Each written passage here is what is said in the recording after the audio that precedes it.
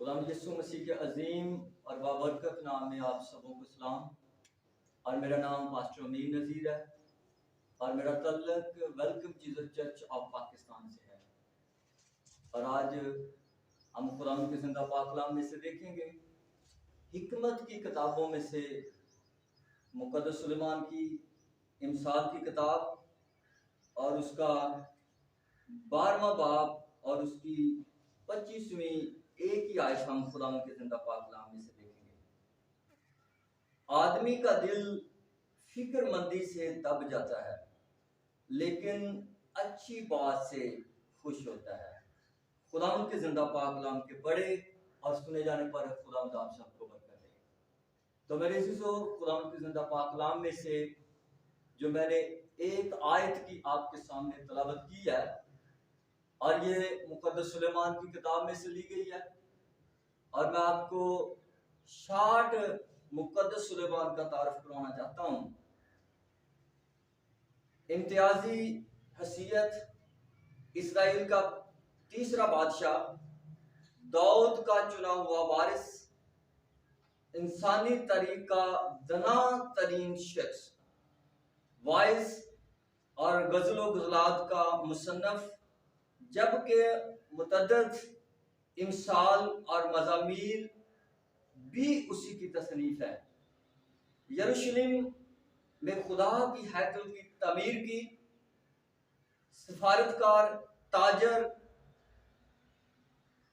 नौ अदराक जमा करने का शौकीन, फनून का सरप्रस्त और मेरे अज़ीज़ों, इसने अपनी सल्तनत के अंदर या खुदा ने इसे जो हिकमत दनाई से ममूर किया, उसमें खुदा ने मेरे अज़ीज़ों उसमें इसने गलतियां जो की, गैर इसराइली औरतों से ब्याह करके मुतअद्दिद गैर इसराइली अक़वाम से मुआहदे किए, अपनी गैर इसराइली बीवियों के सबब से खुदा से वफादारी गुनवा बैठा, अपने लोगों पर भारी बोझ मसूल आयद किए, उनसे बेगार और फौजी खिदमत ली।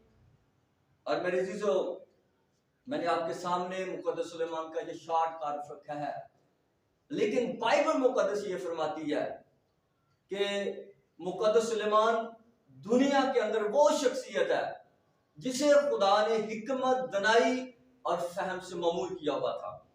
और वो हिकमत दनाई से ममूर शख्सियत ये फरमाती है कि आदमी का दिल फिक्रमंदी से दब जाता है। तो मेरे चीजों, इसमें से आज का जो हमारा मजमून है, फिक्रमंदी का दबाव, यानी जब इंसान की जिंदगी के अंदर फिक्रमंदी आती है तो वो दब जाता है, यानी दबाव में आ जाता है। और जब दबाव में आता है तो मेरे चीजों, वो ना रूहानी तौर पर बढ़ सकता है, ना जिस्मानी तौर पर बढ़ सकता है। इसलिए मुक़द्दस सुलेमान ने फरमाया कि आदमी का दिल फिक्रमंदी से दब जाता है। तो मेरी चीजों, हमारी जिंदगी के अंदर बहुत सी फिक्रें, अगर मैं डिटेल के साथ बयान करूं तो बेशुमार इंसान की जिंदगी के अंदर फिक्रमंदी। तो बाइबल मुक़द्दस फिक्रमंदी पर तनकीद करती है। खुदा नहीं चाहता कि हम फिक्र और तरद्दुद में अपनी जिंदगी बसर करें। खुदा नहीं चाहता कि हम फिक्रमंदी में जिंदगी बसर करें। मेरे अज़ीज़ों, अगर हम मुक़द्दस मत्ती की अंजील उसका 6वां बाब और उसकी 25वीं आयत को अगर हम बाइबल मुक़द्दस में देखें तो मेरे अज़ीज़ों, बाइबल मुक़द्दस के अंदर खुदावंद यीशु मसीह ने फिक्र के तल्लुक से बड़ी तनकीद की है। और मुक़द्दस मत्ती की अंजील और उसके 6वें बाब की 25वीं आयत में खुदावंद यीशु मसीह ने फरमाया, इसलिए मैं तुमसे कहता हूं कि अपनी जान की फिक्र ना करना कि हम क्या खाएंगे या क्या पिएंगे, और ना अपने बदन की कि क्या पहनेंगे। क्या जान खुराक से और बदन पोशाक से बढ़कर नहीं? तो मेरे चीजों, खुदा यीशु मसीह ने फरमाया कि फिक्र नहीं करने। लेकिन आज जब हम कलीसिया पर गौर करते हैं, खुदावंद यीशु मसीह के ईमानदारों की जिंदगी पर गौर करते हैं, तो फिक्रों ने हर एक ईमानदार को यानी अक्सरियत में दबाया हुआ है। और जब फिक्रों ने दबाया हुआ है तो फिक्रें रूहानी तौर पर आपको बढ़ने नहीं देती, फिक्रें जिस्मानी तौर पर आपको बढ़ने नहीं देती। तो आगे यीशु मसीह खुदावंद ने फरमाया, हवा के परिंदों को देखो, ना वो बोते हैं, ना काटते, ना कोठरियों में जमा करते हैं, तो भी तुम्हारा आसमानी बाप उनको खिलाता है। तो भी तुम्हारा आसमानी बाप उनको खिलाता है। मेरे जीजो देखें, बाप वो हमारा है, यानी आसमान और जमीन का खालिक और मालिक बाप वो हमारा है। लेकिन खुदावंद यीशु मसीह ने फरमाया कि फिक्र हवा के परिंदों को नहीं, उनका बाप नहीं, उनका खालिक है, उनको सिर्फ बनाने वाला है। लेकिन हमारा वो यीशु मसीह के वसीला से बाप है, लेकिन फिक्र उनको नहीं। तो मेरे जीजो, अगर हम मुकद्दस अय्यूब की किताब और उसका 38वां बाब और उसकी अगर हम 41वीं आयत को देखें, तो वहां पर मुकद्दस अय्यूब फरमाते हैं, पहाड़ी कौवे के लिए कौन खुराक मुहैया करता है। सवाल किया है, पहाड़ी कौवे के लिए कौन खुराक मुहैया करता है। यानी पहाड़ों पर ना तो वहां पर कोई जिंदगी की जरूरियात की सहूलियात है, ना वहां पर कुछ पकाया जाता है, और ना पहाड़ों पर कुछ बोया जाता है। लेकिन मुकद्दस अय्यूब फरमाते हैं कि पहाड़ी कौवे के लिए कौन खुराक मुहैया करता है। तो मेरे जीजो, जब खुदा जो हमारा कादिर मुतलिक है पहाड़ों पर कौवों के लिए खुराक मुहैया करता है, तो मेरे जीजो जब आप उसके बेटे और बेटियां हैं, तो क्या वो आपके लिए सब कुछ करने की कुदरत नहीं रखता। इसलिए मुकद्दस सुलेमान फरमाते हैं कि आदमी का दिल फिक्रमंदी से दब जाता है। तो ये हमारी जिंदगी के अंदर हमारी बहुत सी ऐसी जरूरियात जिन की फिक्रों में हम रहते हैं, और वो फिक्रें हमारी जिंदगी को दबा देती हैं। और यीशु मसीह खुदावंद ने फरमाया, इसलिए फिक्रमंद होकर ये ना करो कि हम क्या खाएंगे, क्या पिएंगे, क्या पहनेंगे। हवा के परिंदों को देखो, तो हवा के परिंदे ना तो उनकी कोठरियां हैं, ना वो फिक्र करते हैं। मेरे दोस्तों, अगर हम इंसान की जिंदगी पर या एक ईमानदार की जिंदगी पर गौर करें, कोठरियां गंदम के साथ भरी हुई हैं, लेकिन फिर फिक्र। और अगर हम इसी मुकद्दस मत्ती की इंजील उसके जो हमने 6ठे बाब की हमने 25वें आयत से देखा है, अगर हम इसकी 31वीं आयत को अगर हम देखें, तो मेरे अजीजों, फिर यीशु मसीह खुदावंद ने फरमाया, इसलिए फिक्रमंद होकर ये ना कहो कि हम क्या खाएंगे या क्या पिएंगे या क्या पहनेंगे। यानी हमें इनकी फिक्रों में रहने की जरूरत नहीं। और मेरे अजीजों, अगर हम 28वें आयत को देखें इसी 6ठे बाब की, तो यीशु मसीह खुदावंद ने फरमाया, और पोशाक के लिए क्यों फिक्र करते हो? जंगली सोसन के दरख्तों पर को गौर से देखोगे वो किस तरह बढ़ते हैं। वो ना मेहनत करते ना काटते हैं। मेरे अजीजों, यीशु मसीह खुदावंद ने फरमाया कि भाई पोशाक के लिए क्यों फिक्र करती हो? जंगली सोसन के दरख्तों पर गौर करो, देखें खुदावंद हमारा खुदा जो कादिर मुतलिक है, वो दरख्तों को कैसी पोशाक बनाता है। जब हम दरख्तों पर गौर करते हैं, कैसे हमें खूबसूरत नजर आते हैं।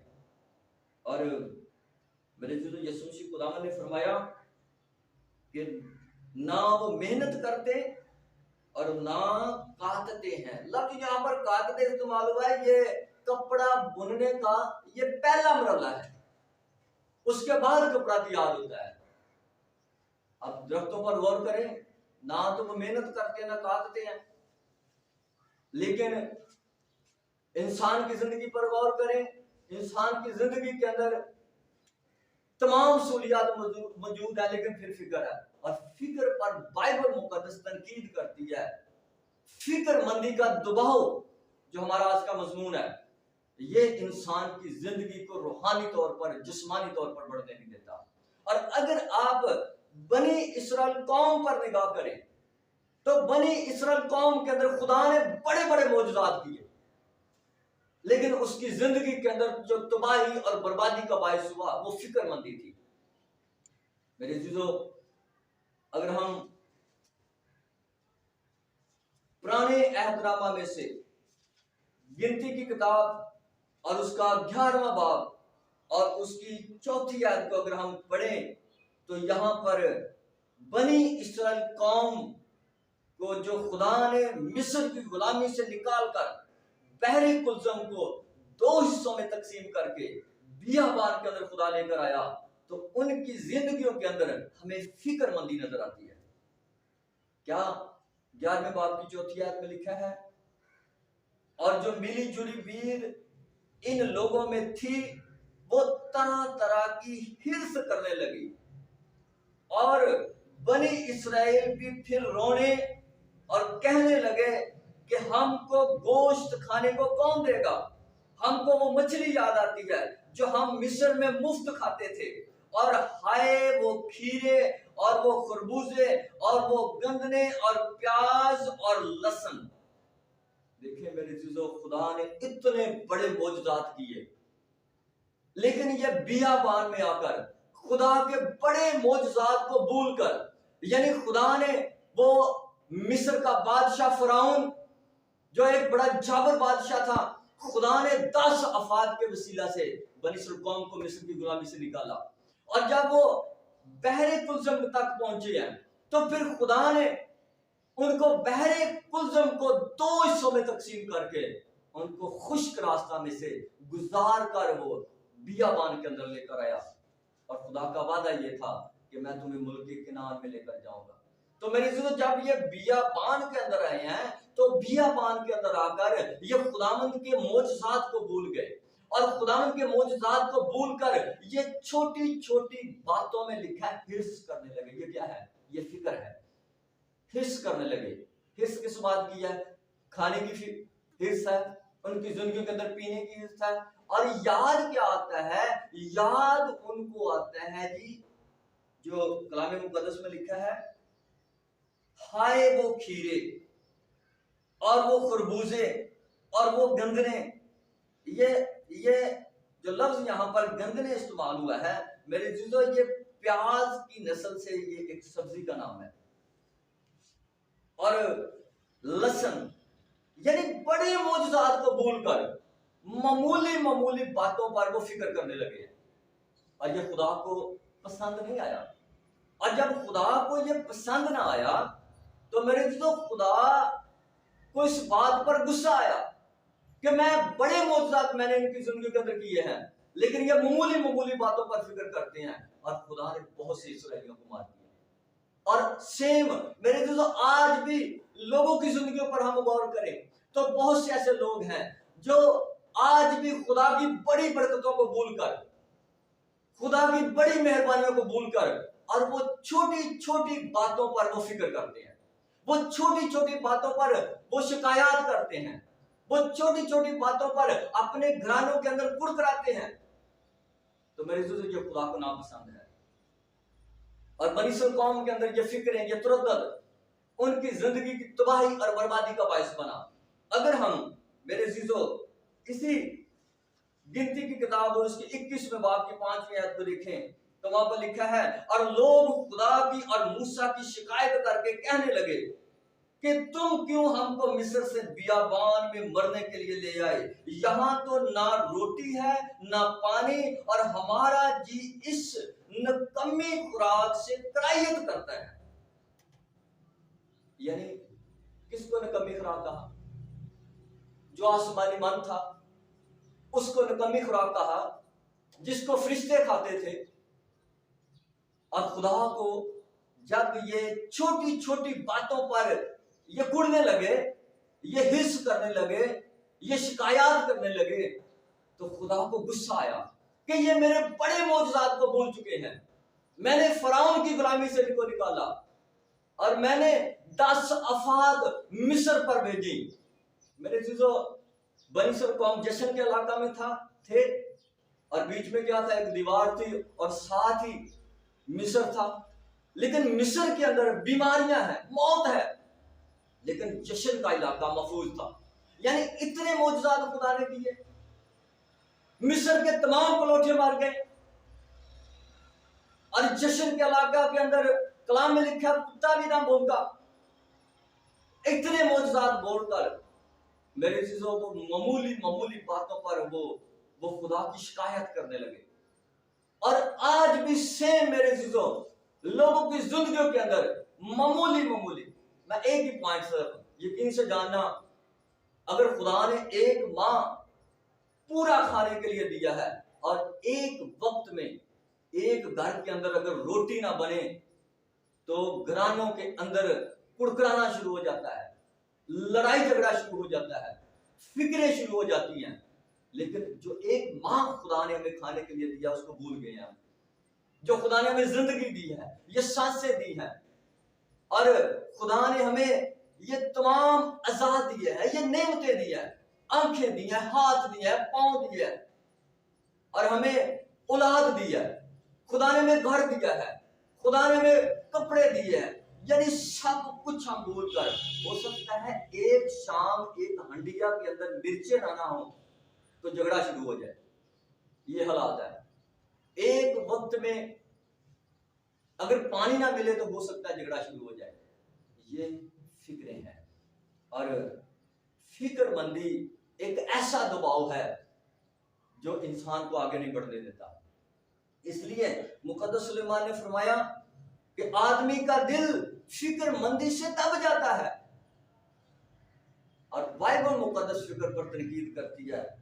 और मेरे चीजों, अगर हम ज़बूर की किताब उसका 106 ज़बूर और उसकी 14वीं और 15वीं आयत को देखें तो वहां पर लिखा है, बल्कि बियाबान में बड़ी हिर्स की और सहरा में खुदा को आजमाया, सो उसने उनकी मुराद तो पूरी कर दी पर उनकी जान को सुखा दिया। अगर आगे आप पढ़े ना तो वहां पर लिखा है कि खुदा को जब गुस्सा आया तो बहुत से लोगों को, एक बहुत बड़ी जमात थी, जमीन खुल गई और वो जीते जी पताल के अंदर वो चले गए। किसके सबब से? शिकायत के सबब से, फिक्रों के सबब से। तो मेरे जो फिक्रमंदी जो है, बाइबल मुकद्दस इस पर तनकीद करती है। खुदा नहीं चाहता कि हम फिक्रमंदी में रहें। खुदा नहीं चाहता कि हम फिक्रों में जिंदगी बसर करें। यीशु मसीह ने इस पर तनकीद की है। मुकद्दस सुलेमान जो हिकमत दनाई से ममूर शख्सियत है, उसने इस पर तनकीद की है। तो फिर यहां पर सवाल ये पैदा होता है, लोग कहेंगे कि फिर हम क्या करें, फिक्र ना करें। अगर हम फिक्र ना करें तो क्या करें? तो मेरे चीजों, अगर आप मेरे साथ निकाले ना बाइबल मुकद्दस में से मुकद्दस रसूल का खत फिलिपियों की कलीसिया के नाम और उसका 4था बाब और उसकी 6वीं और 7वीं आयत, और उसमें अगर हम देखें तो मेरे जिलो मुकद्दस रसूल ने कलीसिया को, मैं ये बात वाज़ेह करना चाहता हूं, जिन्होंने खुदावंद यीशु मसीह को कबूल किया और जो लोग ईमानदारी और रास्तबाजी की जिंदगी बसर करते हैं, मेरे जिलो ये फिक्रें, ये तुरद्दद, ये दुनिया के अंदर खत्म नहीं होगा। दुनिया के अंदर मुश्किल है कि लोग इस फिक्र की हमें हकीकत को समझें कि ये फिक्र जो है ये हमारी जिंदगी के अंदर कितनी तबाही का बायस है। लेकिन ईमानदार इस हकीकत को समझेगा। जो मैंने आपको वाला दिया है मुकद्दस रसूल का खत फिलिपियों की कलीसिया के नाम, उसका 4था बाब और उसकी 6वीं और 7वीं आयत में यूं मुकद्दस रसूल ने फरमाया, किसी बात की फिक्र ना करो। किसी बात की फिक्र, अब ये दुनिया की समझ से बाहर बात है भाई, किसी बात की फिक्र ना करो, किसी बात की फिक्र है, बल्कि यानी करना क्या है, बल्कि हर एक बात में तुम्हारी दरख्वास्तें, दुआ और मिन्नत के वसीला से शुक्रगुजारी के साथ खुदा के सामने पेश की जाए। यानी मुकद्दस रसूल ने फरमाया कि किसी बात की फिक्र ना करो, बल्कि अपनी दरख्वास्तें, यानी जो कुछ खुदा से चाहिए, अपनी दरख्वास्तें दुआ की सूरत में खुदावंद की हजूरी में पेश करो भाई, और साथ मिन्नत और साथ शुक्रगुजारी। यानी सेम जैसे बनी इस्राएल कौम बियाबान में आई तो वो खुदावंद की पहले शुक्रगुजारी करती कि खुदावंद तूने मिस्र की गुलामी से निकाला, बहरे गुलजम को 2 हिस्सों में तकसीम किया, खुदावंद हम तेरी शुक्रगुजारी करते हैं। और फिर मिन्नत के साथ अपनी दरख्वास्तें खुदावंद की हजूरी में रखते और कहते कि खुदावंद तूने बड़े मौजूदात किए, अब बियाबान में हमें खाना चाहिए, बियाबान में हमें पानी चाहिए, बियाबान में हमें कपड़ा चाहिए, और तू देने की कुदरत रखता है। तो खुदावंद के लिए बहुत बड़ा मंसूबा रखता था, लेकिन उन्होंने किया है, बड़े मौजूदात को भूलकर वो छोटी छोटी फिक्रों में लगे। लेकिन मुकद्दस रसूल फरमाते हैं कि भाई किसी बात की फिक्र ना करो, बल्कि इसके मुतबादिल हर एक बात में तुम्हारी दरख्वास्तें, दुआ और मिन्नत के वसीला से शुक्रगुजारी के साथ खुदा के सामने पेश की जाए। अगली तो खुदा का इत्मीनान जो समझ से बिल्कुल बाहर है, तुम्हारे दिलों और ख्यालों को मसीह यीशु में महफूज रखेगा। यानी खुदा हमारी तमाम फिक्र तरद्दुद, हमारी जरूरियात को वो क्या करेगा, वो पूरा करेगा। हमारे ख्यालों को जानता है, वो हमारी सोचों को जानता है, भाई किन किन चीजों की जरूरत है। और मेरी चीजों, अगर आगे हम मुकद्दस पत्र रसूल का पहला खत देखें, उसके 5वें बाब की 7वें आयत अगर हम देखें तो वहां पर मुकद्दस पतरस ने फरमाया और अपनी सारी फिक्र उसी पर डाल दो, क्योंकि उसको तुम्हारी फिक्र है। अपनी फिक्र, अपनी सारी फिक्र उसी पर डाल दो, यानी खुदा को अपनी फिक्रें दो। यानी जब फिक्रें हैं, जब जरूरियात है, तो खुदावंद की हजूरी में आए, खुदावंद के घर में आए और आकर अपनी दरख्वास्तों को, यानी अपनी फिक्रों को बड़ी मुकद्दस पतरस ने फरमाया खुदा पर डाल दो।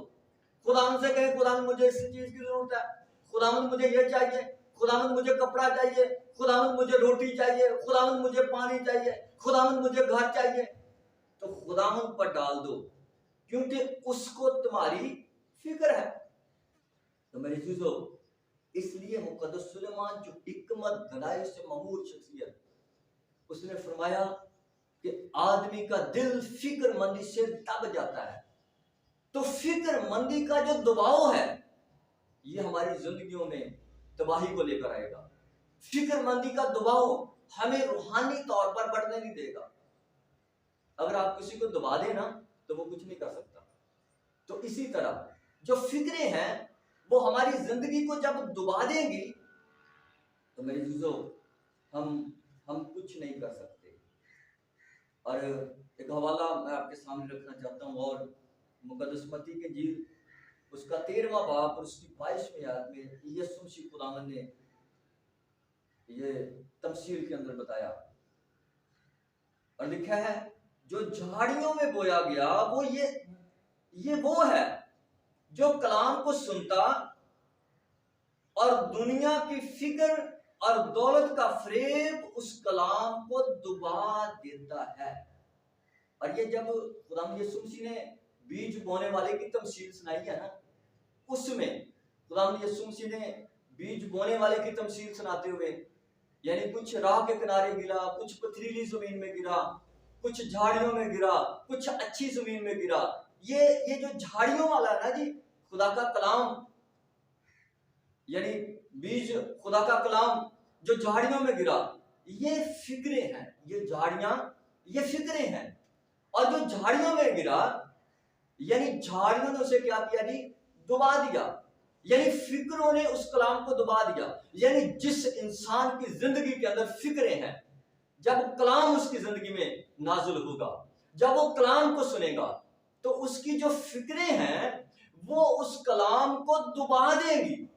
और जब उसका जो कलाम उसकी जिंदगी में बोया गया है, जो अता किया गया है, जो उसकी फिक्रें हैं, वो उस कलाम को डुबा देगी। और जब डुबा देगी तो आगे लिखा है और वो बेफल रह जाता है, यानी वो बढ़ता नहीं है। इसी तरह आज बहुत से लोग हैं जो फिक्र और तरद्दुद में रहते हैं। कलाम तो सुनते हैं, चर्च जाते हैं, कलाम सुनते हैं, लेकिन जब कलाम सुना, फिक्रें इतनी है, फिक्रों का बोझ इतना है, दबाव इतना है कि कलाम को क्या करता, जो ही कलाम सुना, जो ही खुदा का कलाम बोया गया, तो झाड़ियों यानी फिक्र मंदी ने उसे क्या किया जी, डुबा दिया।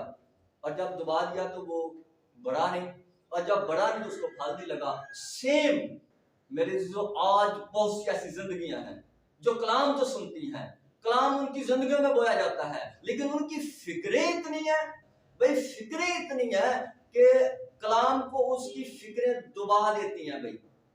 और जब डुबा देती हैं तो कलाम उसकी जिंदगी में काम नहीं करता, और जब काम नहीं करता तो वो बरकत नहीं पाते, और उसके बारे में लिखा वो बेफल रह जाता है।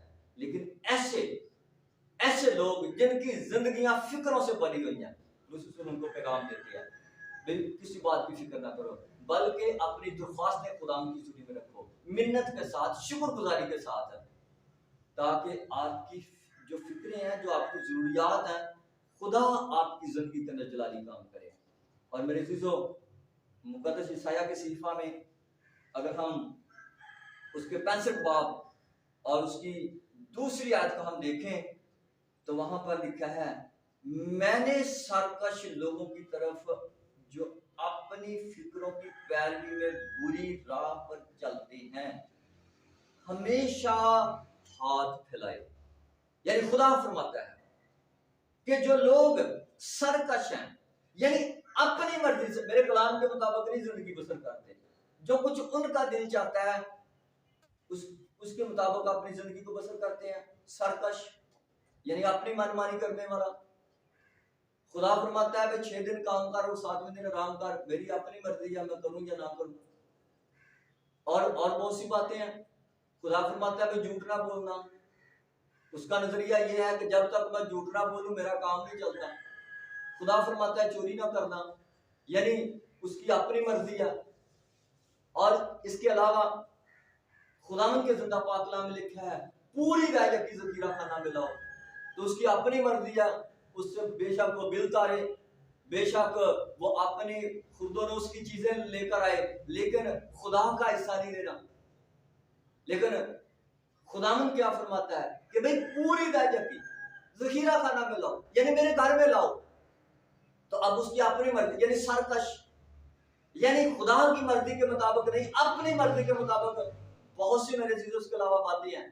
और लिखा है मैंने सरकश लोगों की तरफ जो अपनी फिक्रों की पैरवी में बुरी राह पर चलते हैं, खुदावंद फरमाता है हमेशा हाथ फैलाए, भाई अपनी फिक्रें मुझे दे। खुदावंद फरमाता है अपनी फिक्रें मुझे दे दे।